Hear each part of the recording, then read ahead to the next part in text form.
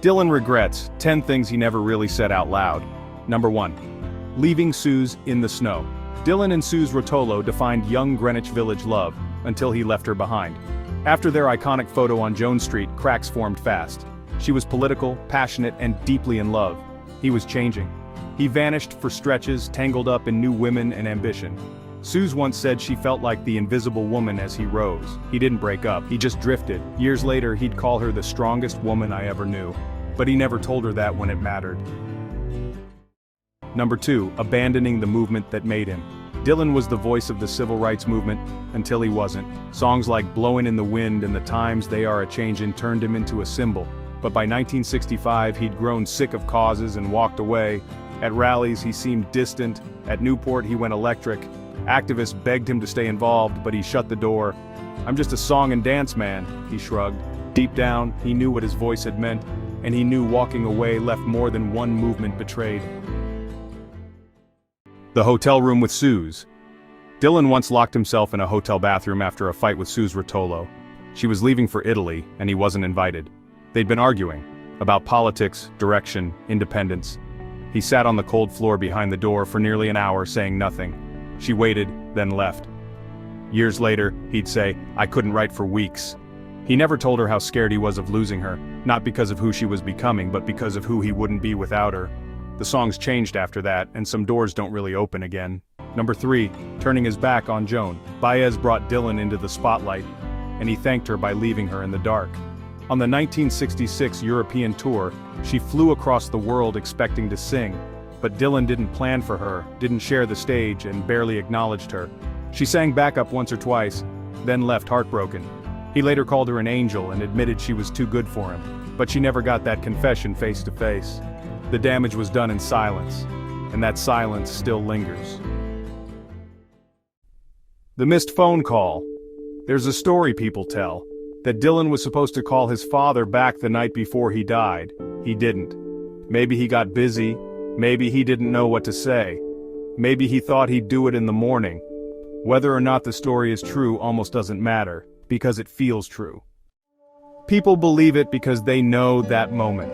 The hesitation, the delay, the voice in your head that says there's still time. That moment never feels like a decision until it's too late. Dylan has always kept his family out of the spotlight. When asked about his parents, his brother, his past, he usually shuts the door. "I got nothing to say about my family," he once said, and that's where it ends. No detail, no warmth, just a blank space. But starting around that time, his writing began to change. Death crept in, not through lyrics about dying, but through phrasing that slowed down, cracked, bent around something invisible. In songs like Not Dark Yet, you can hear it. Not grief exactly, but absence. Like a man circling a thought he won't say out loud. Some regrets are shaped like words we never say, and some phone lines never stop ringing, even years later, even in silence. Maybe the story's not true, but it sounds like the kind of thing Dylan would carry, quietly, permanently. Number 4, letting the band drift away. The band helped define Dylan's sound, and Dylan gave the band their start.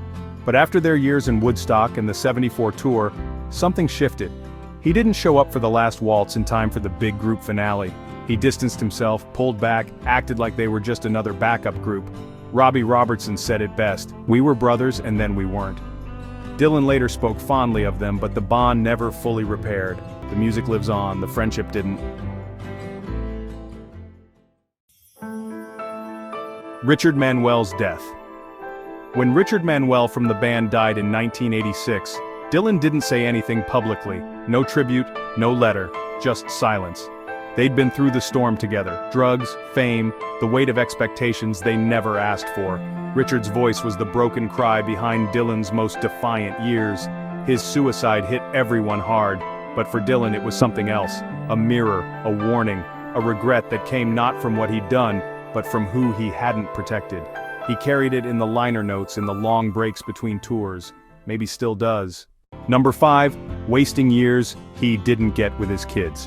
While Dylan toured, recorded, and reinvented himself, his home life unraveled. He divorced Sarah Lowndes in 1977, but the real damage happened long before. Long absences, creative obsession, emotional distance, They added up. His children barely saw him, even when they lived under the same roof. Later he wrote of guilt in songs like "Oh Sister" and "Forever Young," but you could hear the ache between the lines. Fame gave him everything except time, and he learned too late that it doesn't come back.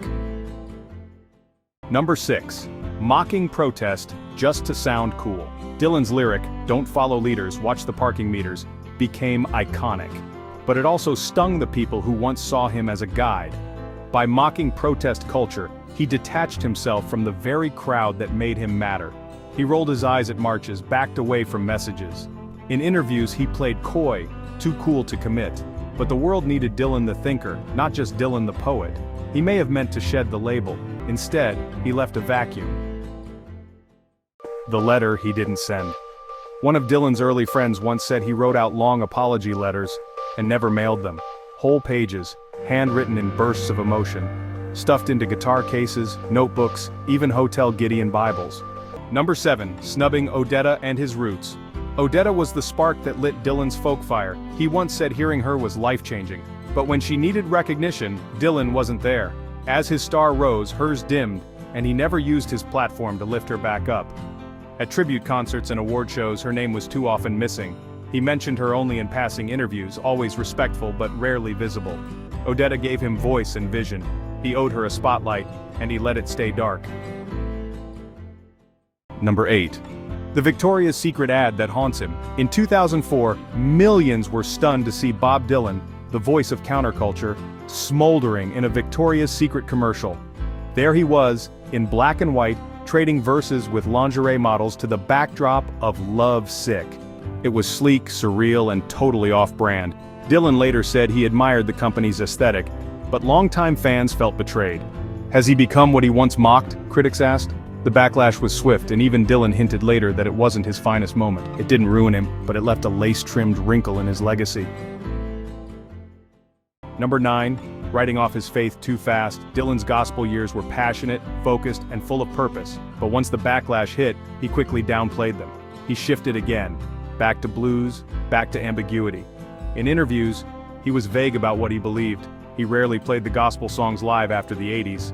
But fans who loved Slow Train and Saved saw the fire in those years. He may have moved on from God, but something holy stayed behind. The rooming house in Dinkytown. Before the fame, before Sue's, before Baez, before the first record, Dylan lived in a crumbling rooming house above a cafe in Dinkytown, Minnesota. Cold nights, thin walls, a borrowed mattress, and a Martin guitar. He once said he used to watch the light through the window freeze on the floorboards in the morning and imagine it was a spotlight. He was still Bobby then, still hiding who he was. From his parents, from Hibbing, from himself. He ran so fast from that life he never really looked back. But in a few rare interviews you can hear it, that pause, that slight crack in his voice when talking about where he started. It's not shame. It's the regret of someone who built his future on forgetting his past. Number 10. Not calling Baez for the Nobel. When Dylan won the Nobel Prize in 2016, the world celebrated. Baez posted a heartfelt tribute, graceful, honest, proud, but Dylan never called her, never mentioned her name in his speech. The woman who helped build his legend got nothing. No thank you, no nod, no shared smile. The silence spoke volumes, and it echoed all the way back to 1963. That moment wasn't just a missed phone call. It was the final proof that for all the poetry, some debts go unpaid. Leave a comment below, and subscribe for more as we piece together the Dylan legacy.